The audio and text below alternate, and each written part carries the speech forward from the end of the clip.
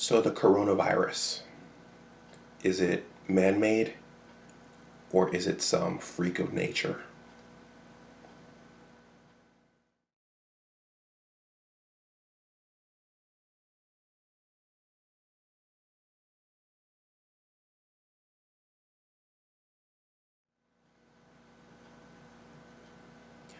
Welcome back to my channel. My name is Dr. Anwar Yusuf Dunbar, and this is Big Discussions 76, Science and Technology. First of all, please like this video, please share it, and please subscribe to my channel. So I am back with another video about the coronavirus. And since this whole thing started, and since it got to the United States, a major question has been whether or not the virus is man-made or if it's some freak of nature. And I actually found a set of articles, and I'm gonna refer to one which actually addresses this. The article is entitled, "The Coronavirus Did Not Escape from the Lab, and Here's How We Know." And it was written by Jenna Brenner of the website Live Science. And I'm going to leave the article in the description box below.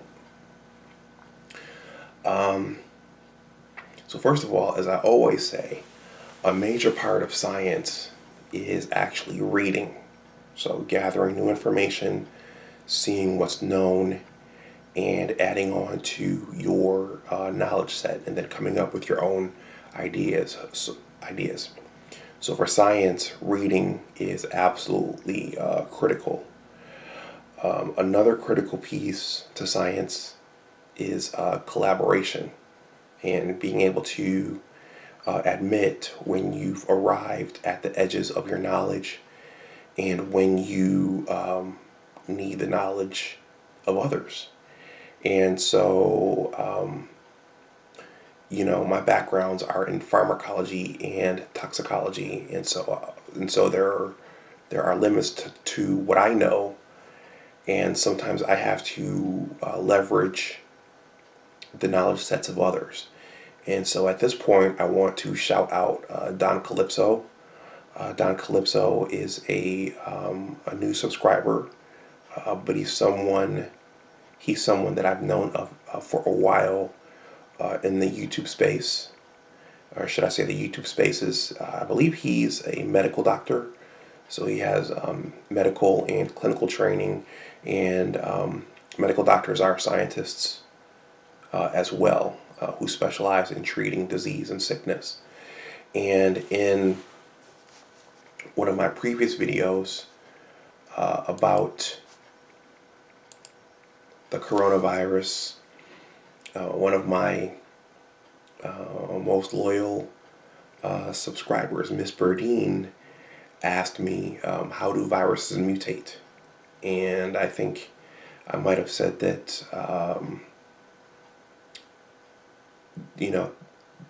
they can mutate through some process of evolution or other environmental factors like radiation from the environment or something to that effect. And Don, if I recall correctly, actually said that viruses lack endonucleases. So they lack the ability to repair your DNA once it gets broken. So once a virus's DNA changes through replication or some other cellular mechanism, it's forever changed. So I thought that was a valuable addition to the discussion, and that's something that I did not know, or something I did not remember from cell biology 101 years ago. I also want to once again acknowledge my brother Amal Dunbar, because with this topic, and even just from this one article, I was thinking, and I realized I can go off in several different directions, but then I realized that there were two different stories in terms of what I wanted to say and what I wanted to discuss here. So let's see. So in this article, the sciences of immunology and microbiology come up, but this story also has made me think about biochemistry, molecular biology, and virology. And what we find, particularly when it comes to the biomedical sciences, is that there's a lot of overlap, particularly once you get into lab settings and once you get into research. There's lots and lots of overlap in terms of the tools used to ask the scientific questions and the techniques used as well. So there's a lot of overlap. And as I talk about this article, I want to say that there are numerous efforts going on right now to address the virus. What we're seeing from the government is efforts to mitigate exposure through social distancing, and you're seeing numerous public health efforts, and you're seeing efforts in hospitals on the clinical side, but there's also a tremendous amount of research, scientific research going on right now to try to figure out the origins of the virus, and also how it works. So there are massive efforts going on right now trying to figure out where it came from and how to prevent future events like this, and also now how to cure those who are sick from the virus. So with this article, I'm just going to briefly go over what I think are the main points. And I'm not going to read this one verbatim like I did the last one. This one's more complex. And the topic and the meat and potatoes of this article are much more complex. I'm just going to try to go over the main points so that non-scientists can understand this as well. Once again, please like this video. So the first thing I'll say is that for this article, the picture that they use, that's a very, very beautiful picture of the coronavirus. It's basically a cross-section of it. So you can see it's got a circular structure with a strand of DNA wound up on the inside. And you can see the spike proteins protruding from the capsule. So keep that term in mind, spike proteins, because we're going to come back to that in this video and in the video coming after it. So the coronavirus is also referred to as the SARS-CoV-2, and there are actually 7 of them. So this is just one coronavirus. The other ones are, so there's the SARS, the MERS, the SARS-CoV-2, the HKU1, the NL63, the OC43, and the 22.9E. Let's see, 1, 2, 3, 4, 5, 6, 7. Yep, there's 7 coronaviruses, 7 identified coronaviruses. So a scientist at Scripps Research, and Scripps Research is a research center in Southern California, a very well-known and prominent research center in Southern California. A lot of big-time research goes on there. So Christian Anderson, who is an associate professor of immunology and microbiology, looked at the genetic template, so the DNA, for the spike proteins. So those are the proteins protruding from the capsule of the coronavirus. And so they looked at the genetic template. And so what happens is scientists, based upon the genetic template, the scientists can map basically the DNA of the virus or of anything, and they can make predictions on the proteins that DNA will produce, and they can model what those proteins are going to become, and what shapes they're going to become, and what types of mechanisms and receptors and enzymes they're going to become. So, based on computer modeling, none of the predicted mutations necessary to make the hook structure, so that the spike protein has a hook structure in it that allows it to attach to human cells. So none of the predicted mutations necessary to make the hook most effective would have created viable proteins. So it's something that nature did. So they were in a lab, they were able to predict,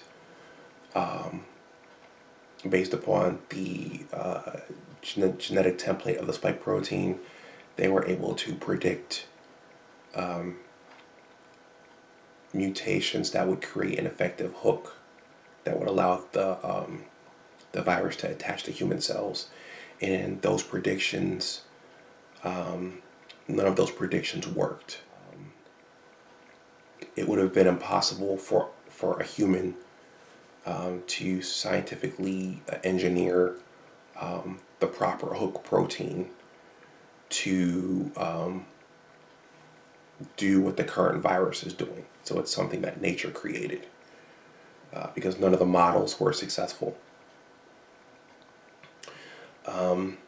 Viruses are actually used in lab settings, so they're often used as tools for research. And during my graduate research, I actually used what's called a baculovirus. And I'm not going to go into detail about what that is now, but just suffice it to say that viruses just don't occur in nature as entities that can infect organisms, but we've also gotten to a point where we can use them as research tools in labs to do things like overexpress proteins of interest. So scientists have a really strong understanding of viruses and how they work. So a rogue scientist would not have been able to generate the necessary mutations to create the effective hook mechanism that the current coronavirus is using. And also, the evidence has shown that the current virus is not a laboratory construct or a purposefully manipulated virus. So it's something completely from nature. So in terms of where the virus came from, I want to acknowledge the Black Authority. A couple weeks ago, I was listening to his show, and he stated that viruses are always trying to jump up from the animal genomes up to the human genomes. So they're constantly trying to transfer from animals to humans. And so one theory is that the virus could have come from bats, and the bats may have transferred it to civets, which are cat-like creatures found in Asia, and those may have transferred it to humans. And also, it may have transferred it to, bats may have transferred it to pangolins. And pangolins are basically aardvark-like creatures. And what's interesting about the pangolins is that they contain viruses that contain the similar hook structure that the current coronavirus has for attaching to human cells. But if it came from the bats into the civets, then the hook protein / mechanism would have had to have mutated in the civets. But if it came straight from the pangolins, the virus would have gone into humans, and the mutation for the effective hook mechanism would have occurred inside the human genome. So those are the two theories about where it came from. But the article is basically saying that it's not man-made, that it came from nature, and that it either originated in bats or it came from pangolins. So it came from bats to civets to humans, or it came from pangolins to humans. So why is this information useful? Well, it can help allay conspiracy theories. And once we understand the origins of where it came from and how it arrived, perhaps we can stop these things from happening in the future. So I'm going to stop this here. Please let me know if you have any questions or comments in the comment section below. Please like this video, please share it, and please subscribe to my channel. And always remember that your attitude determines your altitude. Take care, and I'll talk to you the next time. Bye-bye.